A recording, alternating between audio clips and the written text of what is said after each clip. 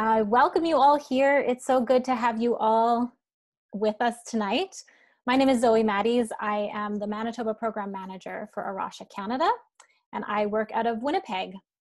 I'm gratefully coming to you tonight from Treaty 1 territory, which is the home of the Anishinaabe, Cree, Oji-Cree, Dakota, and Dene peoples, and the homeland of the Métis Nation.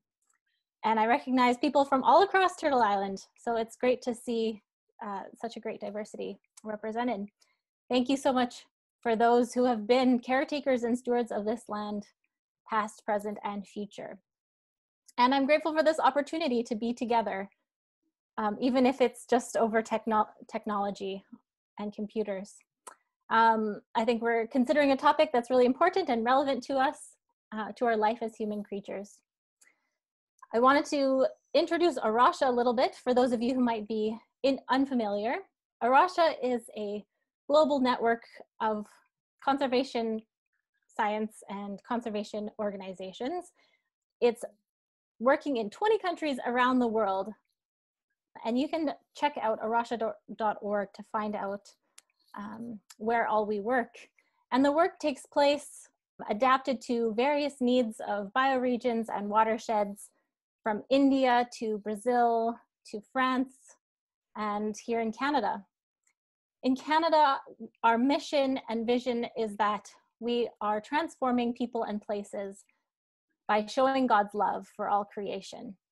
We currently have 3 centers in Canada, one in Surrey, BC, in the Greater Vancouver area, in Hamilton, Ontario, and in Manitoba.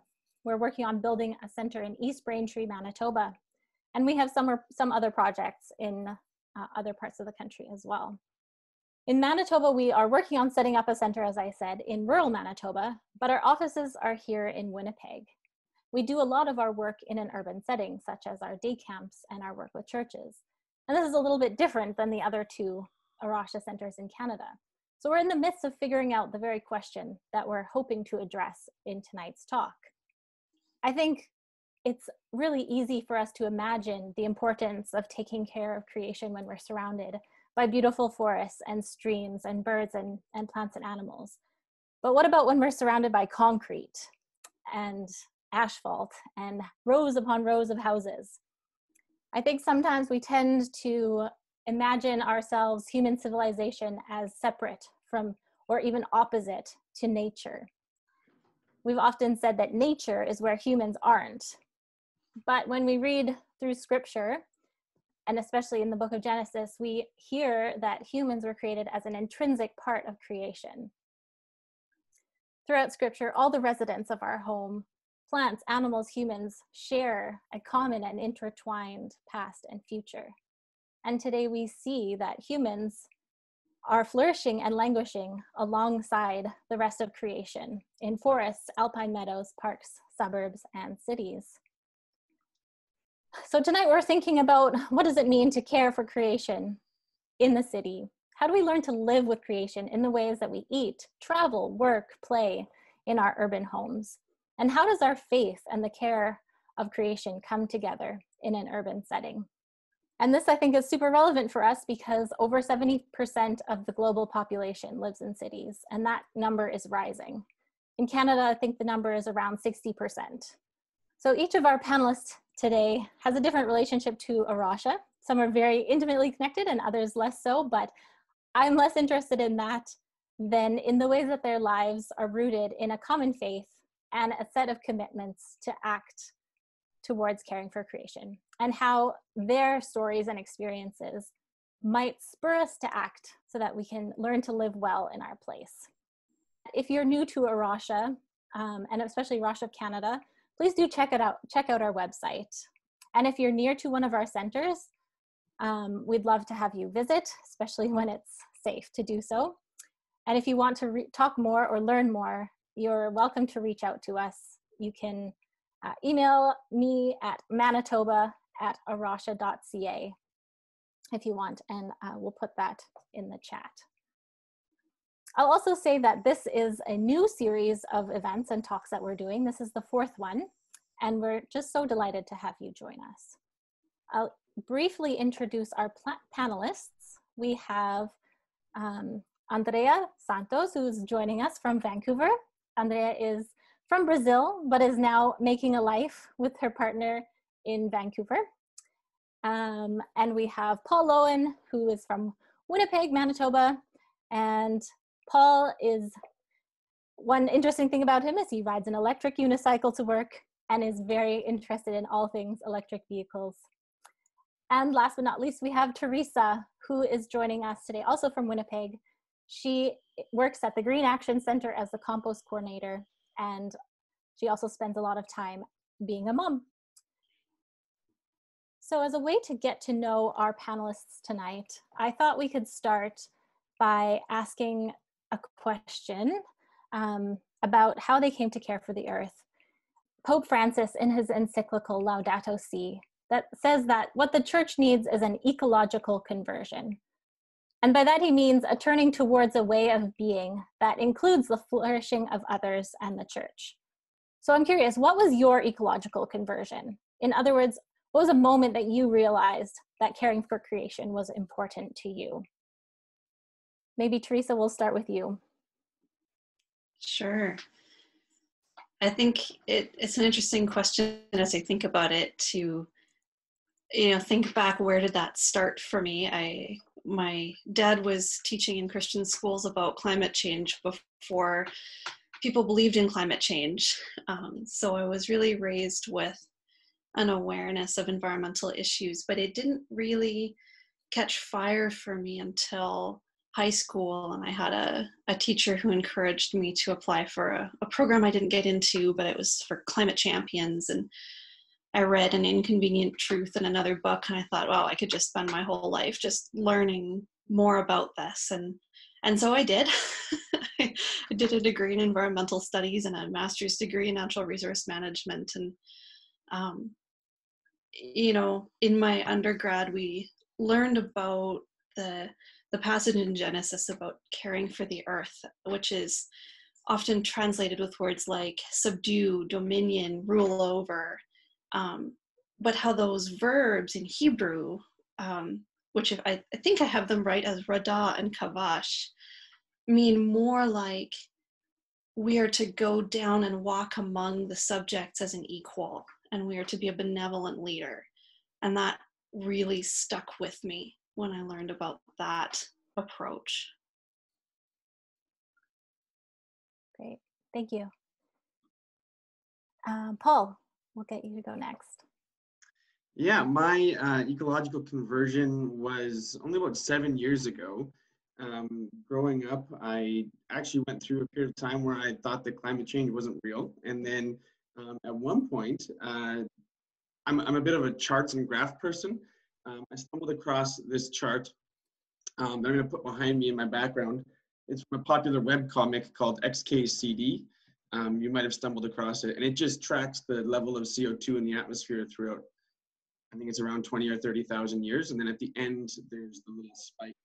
And that kind of got me fixated on CO2 as a metric for our role on this planet.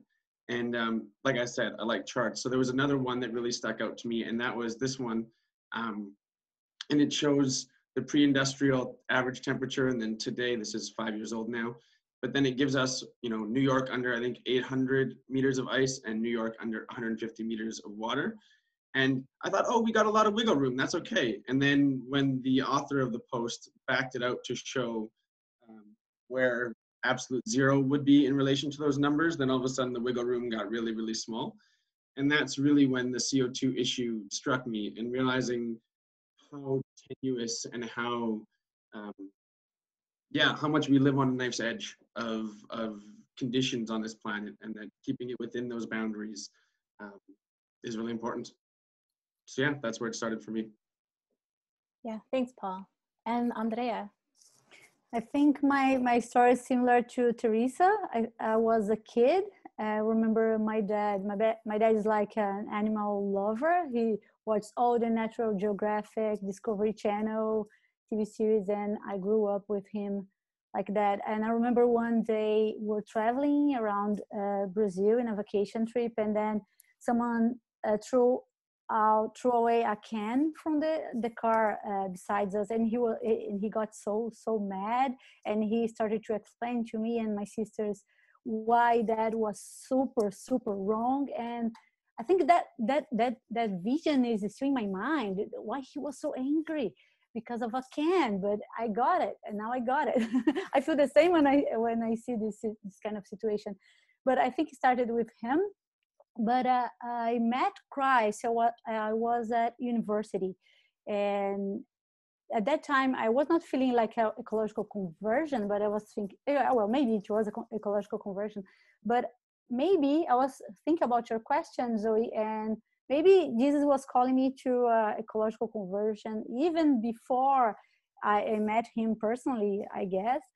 It's my guess. But I also had a teacher in high school, like you, Teresa. You said that it was very important to me. It was a biology teacher, and I chose ecology, to study ecology because of him, because he was the best teacher in high school.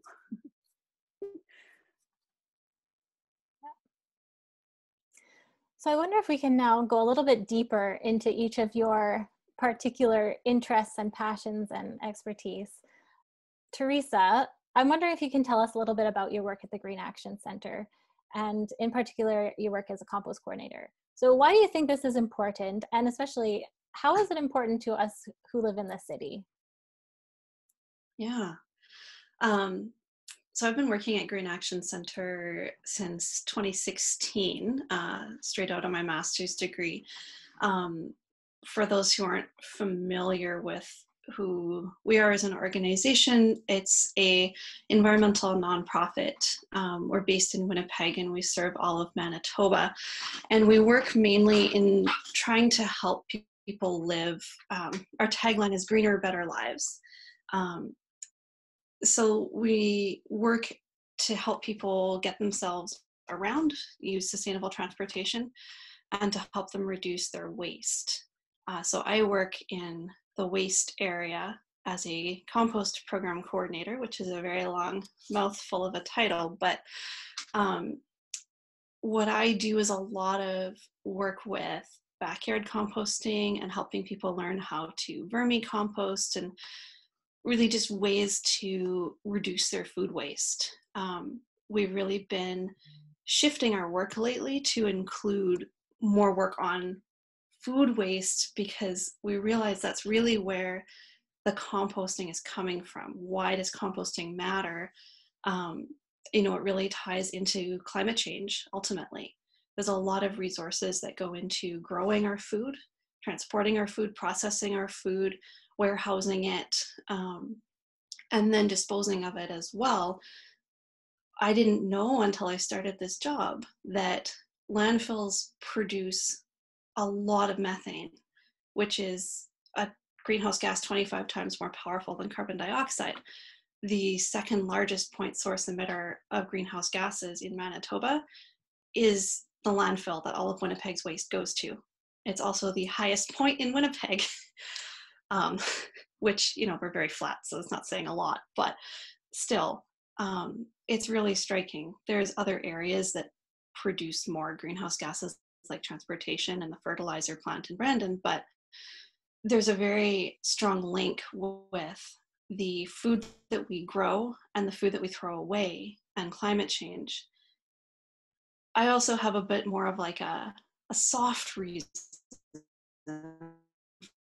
It's really important to know about composting and food waste reduction, because we're in the city, we're very unconnected from our food, often from where it's grown and what happens to it. We only see this little piece from supermarket to plate. Everything that came before to get it there, and everything that comes after when it gets thrown away, we've lost that connection. And so composting is a way that we can reconnect. In my email signature, I have a quote that goes something like, "To forget how to tend the earth until the soil is to forget ourselves." I think it's a Gandhi quote, but it's in my email signature, so I don't really read it. So by composting, we get to amend our soils, reduce greenhouse gases from landfills, really get a hands-on feel for what are we throwing out and how much are we throwing out, keep it out of our garbage cans, and really close that food cycle loop and bring ourselves into that process. We're not going to reverse climate change by composting alone, but maybe we'll start to reconnect with the earth in a new way. I hope.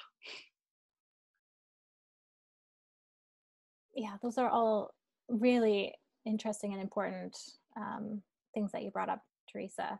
I know that for myself, it's just a joy to like get that compost and see it turn into dirt in my backyard. So I think that can also be a really poignant way of connecting back to our place. And so to shift gears a little bit, we're going to turn to Paul. And Paul, you've done a lot of things. You've worked at Siloam Mission, you've been a pastor, you're a father, and you know a lot about climate change now since you started to gain a passion. And in particular, you've learned a lot about electric vehicles. So can you tell us a little bit about why this has become important to you and why this should be of interest to Christians? Yeah, so I've always really been fascinated with technology. And when I learned about climate change, that focus shifted to electric vehicles primarily. So I view electric vehicles on a bit of a spectrum. I said I like charts, so here we go. From business as usual over to the ideals. So business as usual is to just continue driving our gas and diesel cars and putting tons and tons of CO2 into the air. And then over on the ideal, I have bikes and walking and public transport and that kind of thing. And I put EVs somewhere in the middle. This is not a scientific chart in any way, but they're just somewhere in between the two. Now, this doesn't give the whole picture. So I have another axis to my chart, and that is how easy is it to convince people to use this way of getting around? Is it feasible or is it unfeasible? And so when I view it with that lens, then I have over here, I have gas cars. Obviously, they're very feasible. We're doing that. We've been doing that for 100 years. Convincing everyone in Winnipeg to bike and walk for 12 months of the year is going to be a really hard sell. So I have that as mostly unfeasible. Public transport a little more, and I think EVs are actually going to be quite feasible to convince people to, considering they're more fun to drive. And their costs are coming down. It's roughly about 3 years from now that we should expect the purchase price of an electric vehicle to reach cost parity with the equivalent gas car. They're already at total cost of ownership parity, where over the lifespan of the car, 10, 15, 20 years, you pay less for an electric car now than you would for an equivalent gas car. But the sticker price is going to come down as well. So I want to talk about electric cars within that framework in a bit of what I'm considering a good, bad, good sandwich. So we're going to look at the good first. I think most of us are familiar with this triangle, reduce, reuse, recycle. My problem is actually with this that it should be a hierarchy, not as a triangle. So we should start with reducing, so we should use as little as possible. Then once we have it, we should reuse it. And then once we're done with it, we should recycle it. So if you can put those three in a sequence here, I'm going to put gas cars on there. First off, the energy is a one-time use, so it's not really a reduction. It's a chemical state change when you use gasoline, and so you can't really reuse it. And as you know about fossilization, it takes millions of years. So on each of these metrics, electric cars do better than gas cars. The first one is that the raw materials are not consumed when you move around. Secondly, when it comes to reuse, we are already seeing new next generation batteries that have a million-mile life. So what that means is that your car is going to rust out and die before your battery dies, which is awesome. So at the end of the car's life, the battery will still have value. So it can be reused in either home storage or grid storage. Nissan Leaf batteries are already being used this way. From a recycling perspective, the good news here is that the economics of pulling material out of the battery is already better than going to get it from the earth itself. So you might ask why we're not doing that much yet. And the reason is pretty simple, because recycling lags production by 10 years. So the cars that we could pull batteries from right now were produced in 2010. And in 2010, there were literally like 5,000 electric cars produced. So we don't have that as a viable source. We need to produce far, far more. So the cars being made today, their raw materials will be recycled in 2030, right? So it lags at least 10 years behind, depending on how long the vehicles last. Now, that was the good news. Let's go to the bad news. The bad news is that we make 80 million cars a year around the world, and all of the blue ones are gas and diesel. And the green little slice there is electric. That's current production of cars around the world, which is pretty disheartening. Now, when you look at the fleet, which is this bubble, the fleet is roughly 1 billion cars. So there's roughly 1 billion cars on the road today. That's gas and diesel, and that's electric. The fleet always lags behind production because you've got the last 15 or 20 years of cars still on the road. So if we jump forward to 2030, this is my projections for what the electric vehicle market will look like in 2030. We're going to have roughly 2/3 of the cars being made will be electric, which looks like good news at first, but you're going to remember that I said the fleet lags the production. And so what that means is that this is probably what the fleet in 2030 is going to look like. Still mostly gas and diesel, and a bigger slice electric, but not nearly big enough.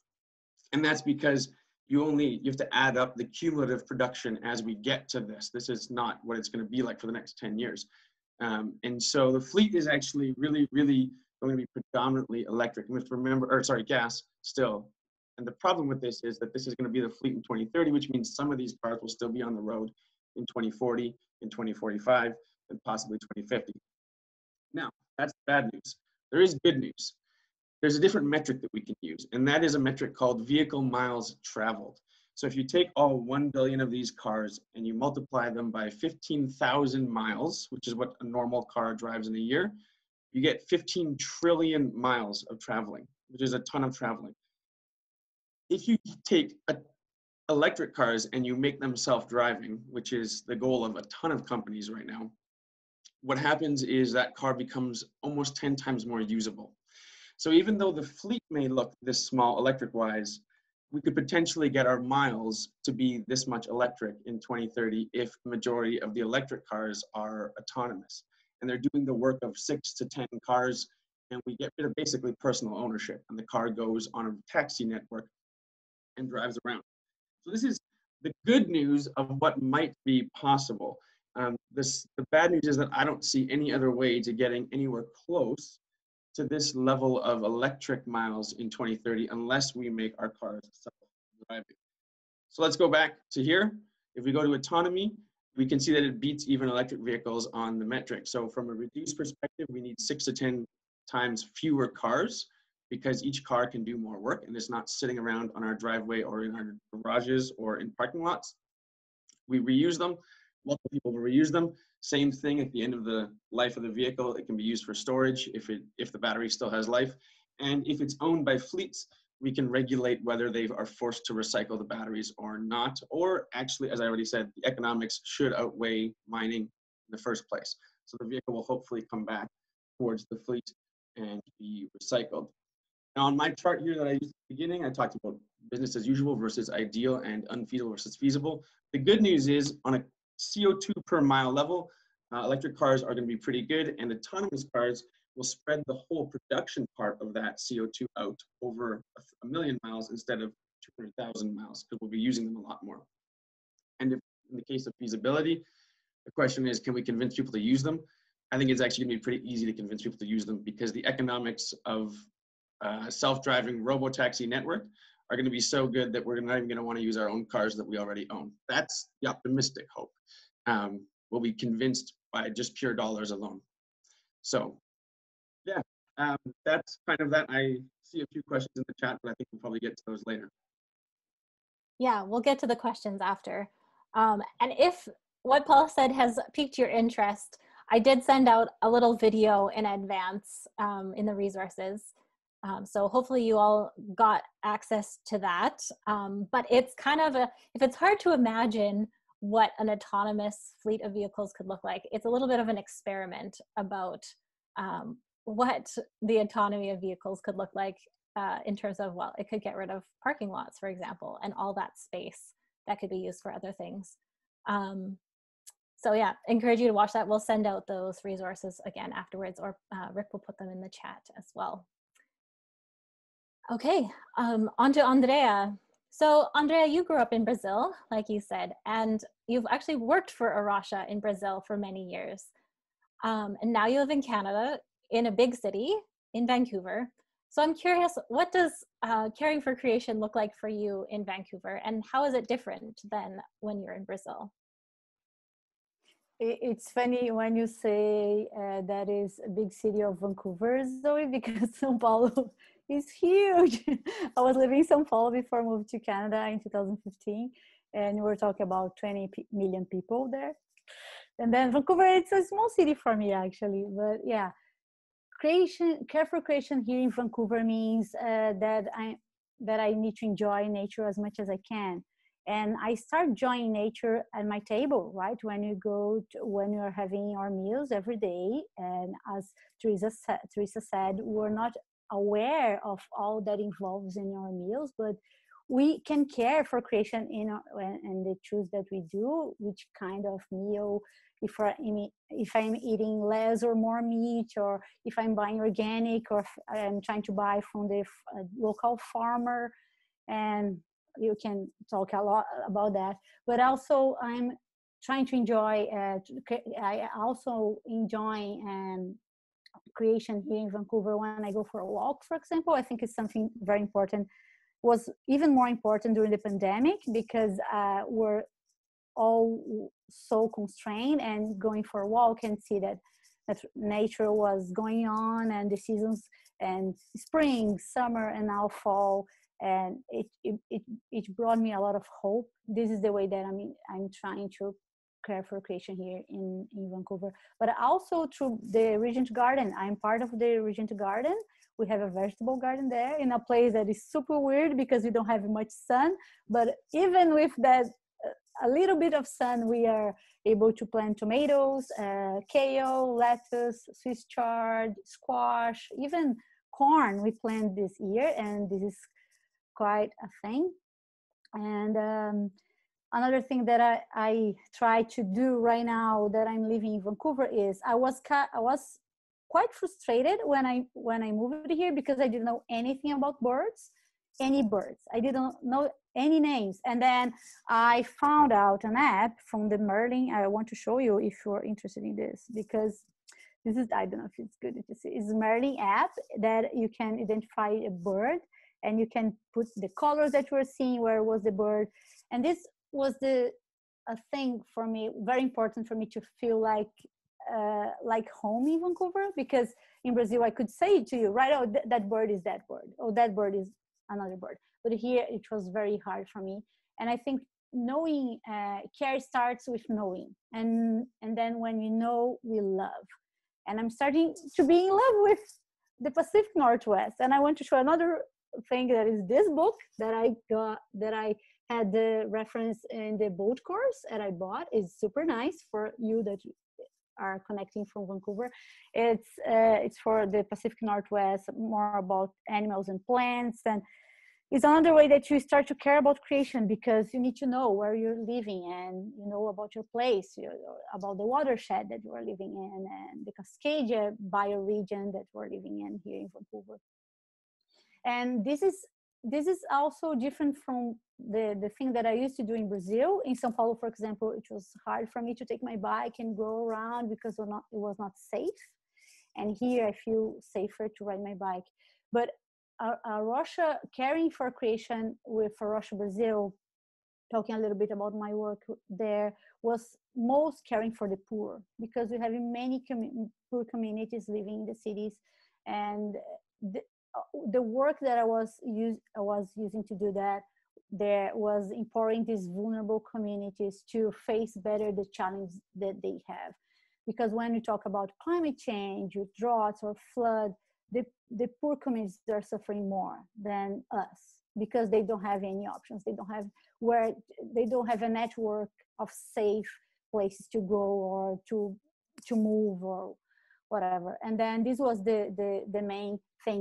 And I believe, talking about the ecological conversion again, we saw a lot of people having their ecological conversions through our work with A Rocha Brazil. And sometimes it was not anything new to them, but we helped them to bring words for the things that they were feeling, and then they could care for their neighborhoods and their places with more substantial thought and more courage to do what they want to do. like planting gardens or cleaning the neighborhood or caring for each other. This is more what creation care looked like for me in Brazil. Thanks for sharing that, Andrea. I have a couple more questions for us before we get into the questions from the audience. So this is for everybody. Just any one of you feel free to jump in if you've got an answer here.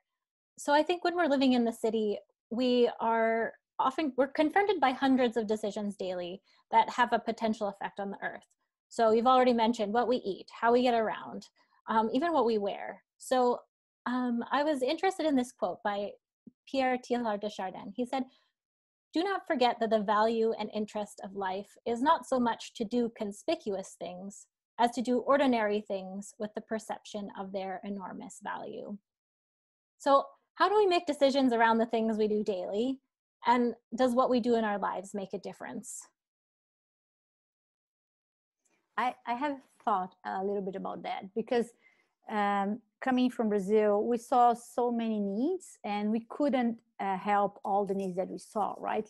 Like the needs that we see for creation care and for environmental issues are huge. But then I started to feel like stressed, and that because I couldn't get it, I couldn't help everything or everyone that I was seeing there. But it was interesting when I came to region. The questions that I was having were more about what is our rule, what is our vocation towards creation care. And one thing that I get to me right now is that I am a dweller of the new kingdom started by Jesus, and I'm called to live by that new rules, by the new kingdom. And then the choices that I make, it makes sense, even if they're smaller choices, like buying organic or buying from the local farm, from A Rocha here, for example. And this makes difference because I'm called to be a witness of this new kingdom. I'm called to be this dweller, this habitant of this new kingdom. And I honestly don't believe that I'm called to change the world. I'm not calling to do that, but I'm called to join Christ because he's changing the world. I need to remember that I'm a creature, that I am limited, that I don't control everything, but I'm called to be with him in the changes that he's making right now. And that was so good for me. I think it kind of made me more free to make choices, and to make choices that I believe that are good for me, for my family, for my friends. But also I have a responsibility in the other hand, that I am to be responsible for the things that I have before me, that I need to make good choices, that I need to engage with the city, that I need to care for my place, that I need to care for my neighbors. And yes, I think this is how I make difference and how I make decisions. I'm not stuck with any decisions, but I'm free to do decisions. But at the same time, I'm called to be a witness of this new kingdom that he started when he came. Yeah, that's beautiful. I think that makes a lot of sense to me. I love what you were saying, Andrea, about focusing on I called to do what does God ask me to do in the day-to-day. I feel like experiencing this pandemic has really highlighted for me the Catholic concept of the domestic church, that the core of the church is our homes, it's our families, it's how we practice in the day-to-day. I make bad choices all the time, but it's trying to make the right choices. I think Paul in the New Testament said it best, right? I choose the bad I do not want to do, and I do not do the good that I want to do. But we know what the good is, and we know what the bad is. Often it's not always clear, but yeah, I also think the concept of confession, not to get too theological here, but I think the concept of confession has some interesting implications when it comes to figuring out how do we make our choices, and how do we recover from making less good choices. You know, it's challenging. And then I think about also like I have some training in community-based social marketing and psychology in my work and my degrees, and I won't get into the details of what those are, but they're very interesting if you want to learn more about them. But they're all about targeting, like, let's target behavior change effectively. You know, what behaviors are we wanting to change, and how do we shift our habits? Because I think it's really easy to look at all of the things that we need to do for the environment and feel completely overwhelmed and think I have to do them all at once, and I have to do them all perfectly, and I have to completely change my life. And it's like, yeah, that's probably true, but we don't function that way. You know, we have many habits, and we have a million decision points every day. And we need to pick something and work on creating an environment that helps us to choose the good that we so often don't choose. Yeah, so start out small with something that's really manageable and work your way up from there. Paul, do you have any thoughts? Yeah, I find this to be a really hard question to answer. When I think about the decisions that I make, I look at them in a sense of if all options or all things were equal, I think we should be held accountable for our choices directly, but they haven't been equal historically, and they aren't equal now. So the one that, again, to go back to CO2, the one that I'm most familiar with is, for the last 50-ish years, fossil fuel companies and car companies have been well aware that climate change is happening, but have actively misled the public into the choices that we make, and have held choices back from us that could have been available to us. Even now, I think most major fossil fuel companies have admitted that climate change is happening, and they've said so on their website. But there's still a lot of shifting of responsibility. So I want to give an example. This happened just a couple of weeks ago. Shell tweeted this: "What are you willing to change to help reduce emissions?" And they put 4 options there. And what happened is Shell kind of got their tweet handed back to them. You can see down at the bottom there, only 199 people voted, but 7,500 people were talking about it. And so that's on Twitter seen as getting racial, when you kind of get people mad. And so everyone was coming back at them. And the same thing happened. I sat down with my local MP a year ago to talk about climate change, and his first question was, well, why don't you own an electric car? And so that's hard, because I look at the giant systemic blame and responsibility. So for me, what I've chosen to do, and I heard both of this in Teresa and Andrea's answers as well, is like, those that can should. And so for me, that looks like biking, or using my electric unicycle, or taking the bus, or walking as much as I'm able. And we have kids, and it doesn't work to take them on my unicycle. So we do have a vehicle, and we do use that. But for me, that's what it's been always about, is if you can, then do it. And so when it comes to getting around, or when it comes to composting, I don't have the energy, my wife doesn't have the energy to compost in our backyard, so we pay someone to compost for us. And we, like, because we can. And so that's the choice that we decided to make. So I'm conscious of the time, and we've got a lot of questions coming into the chat box, but I wonder if we can do just a really quick round. Just my last question is, what is your vision for the city in the future? In the book of Jeremiah, we hear that God commands the people who've been in exile to settle down, build houses, plant gardens, seek the peace and well-being of the city to which I've carried you into exile. So that's kind of a different vision than you might imagine. All the Israelites are sitting there just waiting till they get to go home, right? And God's like, well, no, you should work to seek the prosperity of the city. What would you like to see for cities in the future? I'll jump in. I have some All notes right. from thinking about this ahead.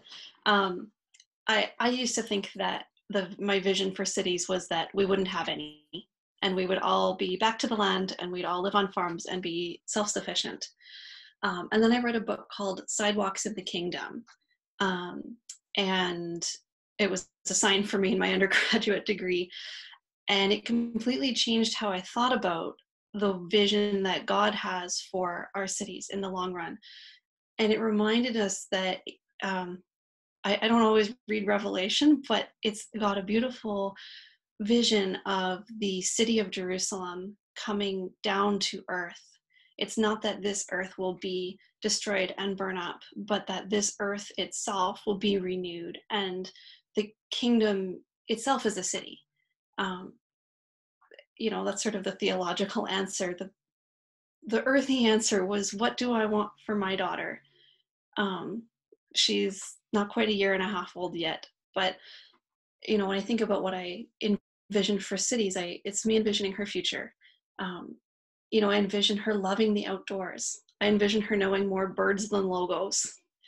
I hope for her to live in a place where all are welcome and all are equal, and a place that has wildlife in it, a resurgence of native plants, an urban forest, food to eat that is grown in the city and integrated with us, and a balance of wild space and density. My husband's a city planner, and we often talk about how do we balance that.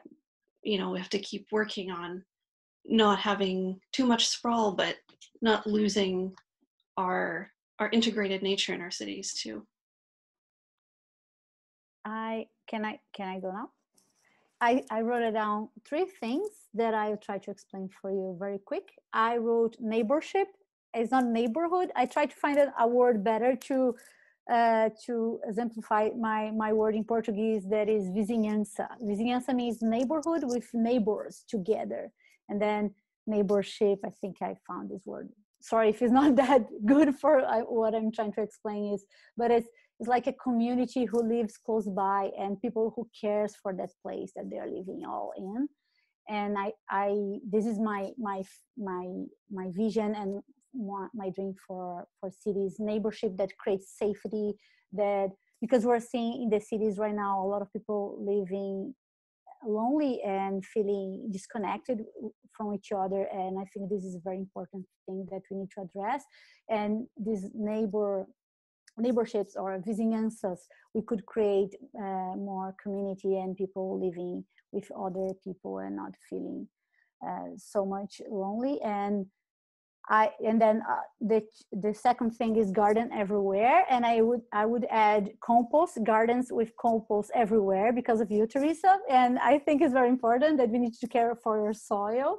And it's so nice to see here at Region the garden. It's a small garden, you can produce so much. Can you imagine that if you could have gardens everywhere? Like you said, we started in Genesis, like Zoe said, we started in Genesis with a garden, but we also finished with a garden city or a city garden at the end of Revelation. And I think we need to have more gardens. And accessibility. And now I include here for your electric vehicles too.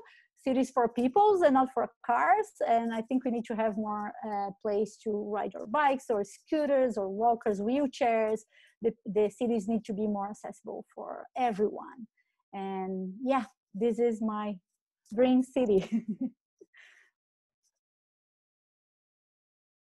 Yeah, one of the things that I'm the most excited about if the autonomous piece of electric vehicles works out, I think we'll see a deprioritization of the vehicle, particularly personal ownership. And I think that's a really exciting thing. I don't like owning a vehicle, and I'd love to have someone else maintain and take care of it. One of the things that we could see is that we can reclaim parking lots and reclaim the parking lanes and have fewer streets for vehicles. And that's really exciting to me. This is a crazy example, but if you took all the parking lots out of Los Angeles, you could fit 3 San Franciscos inside it. So that's how many parking lots are in Los Angeles. And part of the autonomy thing is making mobility accessible to all ages, all income levels, all physical abilities, and having people that can move around the city freely if they would like to. And I'm also a huge proponent of electric personal, like individual transportation, like scooters, bikes, With the pandemic, those things have started selling like crazy, even more, and I've seen a lot around the city, and that gets me excited because the more cyclists there are, the more bike lanes get built. And so that is really, and the more streets get closed for biking, which is really, really fun. I think we'll all be safer as pedestrians because cars don't text, drink, or get distracted. And so we will have a much more robust walking and biking infrastructure and be safer at the same time.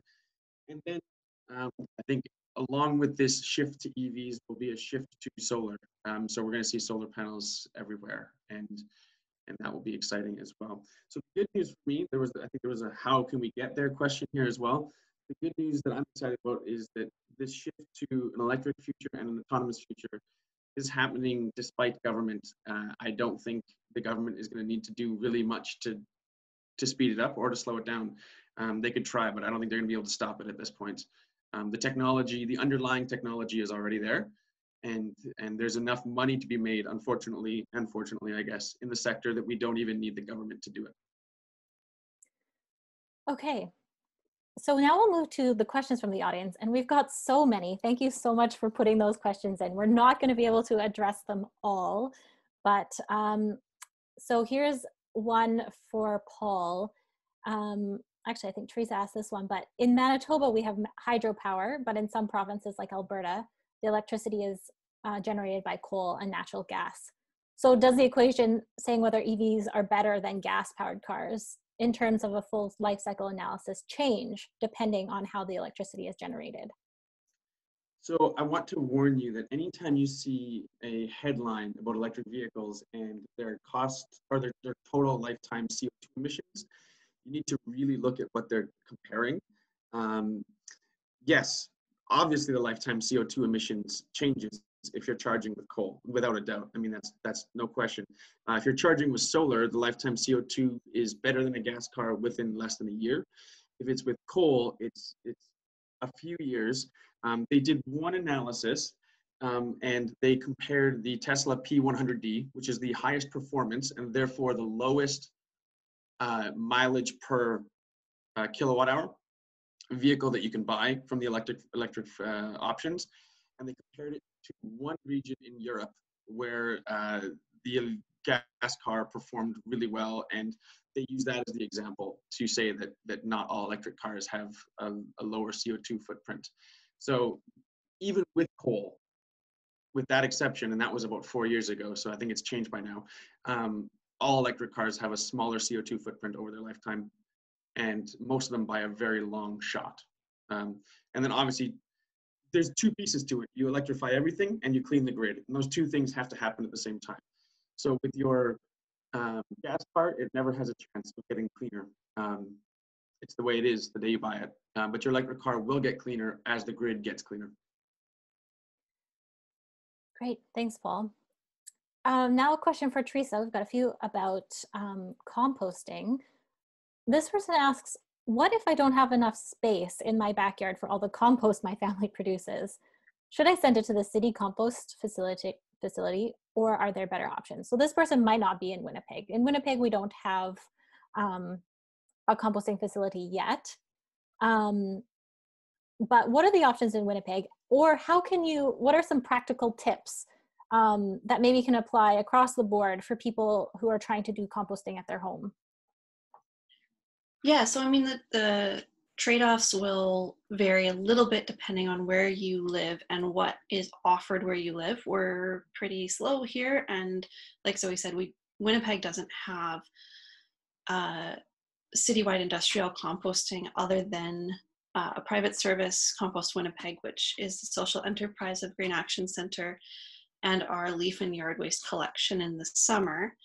But you're asking about from a place where you do have access to, I'm going to call it industrial scale composting. So basically, the only downside of sending your compost to the large scale composting is you do add in some greenhouse gas emissions via transporting the waste to the compost site, and then a little bit for managing the compost, because they typically are windrow facilities and have very large machinery that turns the windrows. So there is a little bit more greenhouse gas input going into that system, but it's very efficient. It produces really nice compost. It's professionally managed. Backyard composting is super low emission and also very slow, which is probably why you're running out of room.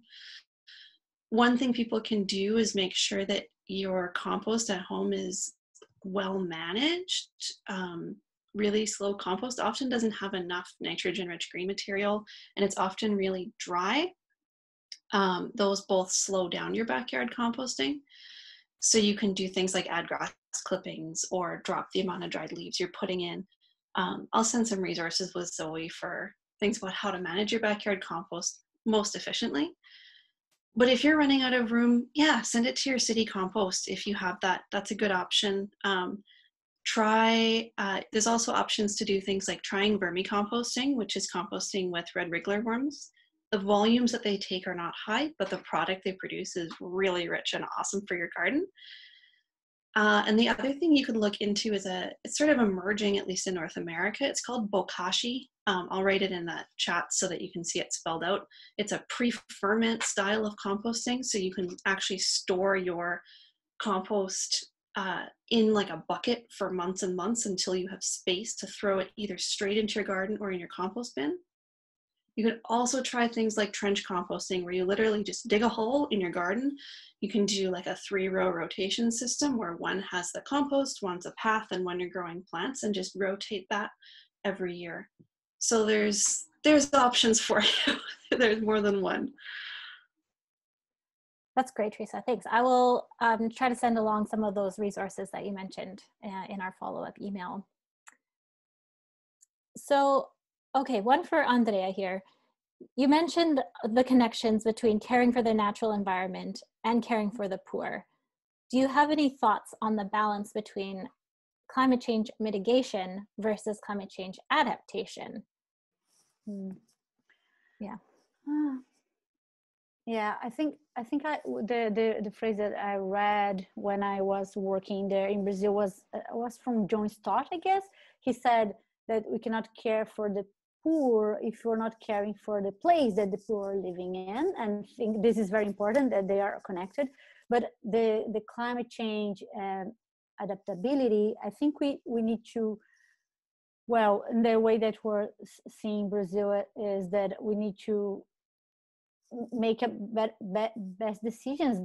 Sometimes people are super worried about the place that they're living in, and they don't have any options to work on. They don't, like Paul said, if I can make an option, it's good. If I can choose not composting, I can hire someone to compost for me.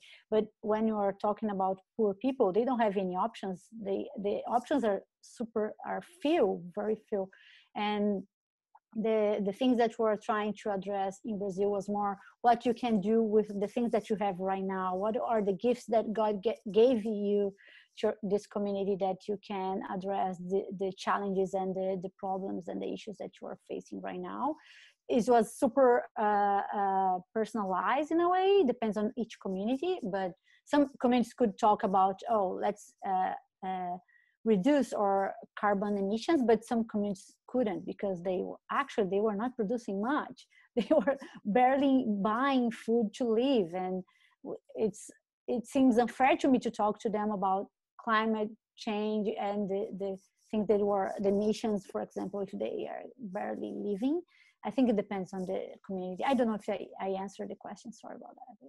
It's just my thoughts. That's okay. That's great. It's good to hear of your experience from Brazil and your experience of working with those communities. I think it's a super important aspect that we need to be thinking of, since it is the poor and the marginalized that will experience the effects of climate change and pollution the most. And what we do in the city really does have an impact.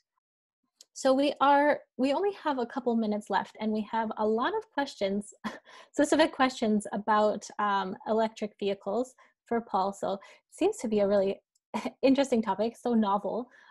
But this person asked something really practical. So how can someone be an advocate for cyclists and bike lanes in a city where people have a lot of fear about cycling safety? Yeah, that was the one I was hoping you weren't going to ask. No. Oh, no. I think a big part of it is, in this sense, to me, has been to continually talk to politicians and to push for better cycling infrastructure. I'm someone who is confident enough to bike on some large streets, but I know a lot of people aren't, and that's what keeps them away from it. And so in Winnipeg, where I live, and cycling infrastructure has been improving, but I think in a city like ours that undergoes winter with a lot of snow and cold, there's never going to be as much emphasis or energy put into it as in cities that don't experience winter like that. So to me, the biggest part is talking directly to politicians. So filling out surveys, sending letters, and then, you know, I wouldn't say if you're uncomfortable on a street that doesn't feel safe, then don't go on it. I mean, there are back ways that you can go that are a lot safer a lot of the time, and usually they're more enjoyable too, away from the cars.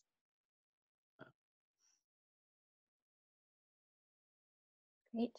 Yeah, that's super important, I think, to just to talk to others, talk to people you know, and also to advocate at all the different political levels for the changes that you'd like to see. I think that we'll end with one more question for Paul. This person asks, is the extraction of rare earth metals required for the batteries for electric vehicles worth the ecological and social costs? Wondering if you can speak to that a little bit. So there's good news on this one, I would say, and that is that a lot of what we've heard has been lied to us. There was a meme going around on the internet a while back about lithium mines, and it was actually a copper mine that was in the picture, and it was kind of random, and that was being used to say we're you know, destroying the earth, going to be building all these electric things. There's more cobalt in our phones and computers and tablets than there is in electric cars right now. So we are already using these in our supply chain. Cobalt is the biggest one. It's a conflict mineral. The great news is that all the next gen batteries don't use cobalt, or they use significantly less. So the main one that's going to be used in the next generation batteries is lithium iron phosphate. Lithium is a very abundant mineral on this planet, the 5th most abundant mineral. And it comes up through salts. It's not mined directly the same way, and it also can be taken from clay. And there's tons of it, far more than we need to make all the electric vehicles that we possibly need.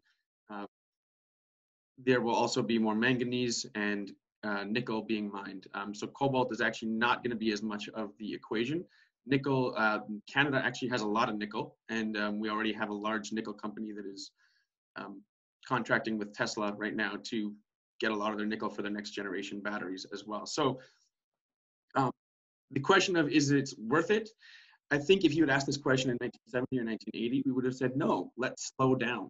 But we don't have the time anymore. And there has to be, we've dug ourselves far enough into a hole that we have to dig ourselves out. I don't think electric vehicles are the answer. I think they're a much better situation than what's currently being used. And one thing to always keep in mind is that at the end of the vehicle's life cycle, all the lithium, all the iron, all the phosphate, everything that you took out of the earth is still there in the same chemical form, and it can be extracted again. And so that's completely different. And so it's mined once, used 1,000 times versus gasoline. So it's not perfect. It's not at all, but it's significantly better. That's great. I really appreciate your research and conciseness into that topic. I know it can be super confusing to know where you get your information and how to know what is accurate. So thank you. And with that, I think we've come to the end of our evening together. If you are interested in knowing more, I will send out some more resources afterwards. Thank you so much for supporting A Rocha and the work of Creation Care. You can find us online at arocha.ca or on Facebook, or visit one of our centers when that's allowed. I just want to say thank you to Teresa and Paul and Andrea. Thank you for joining us for this amazing conversation, for sharing your experience, your stories. It was really great to have you. And I also want to mention that we will be sending evaluations out immediately after this. You might already have them in your inboxes. We would really love to hear from all of you how you found tonight. We value your feedback, and we will use it to continue to make these events better and better in the future as we continue to refine our online programming. And we have another A Rocha talk coming up in December that you are all invited to attend as well. The next one is called Advent as Resistance. We'll be talking about Christmas without consumerism. So if that's something that interests you, please sign up.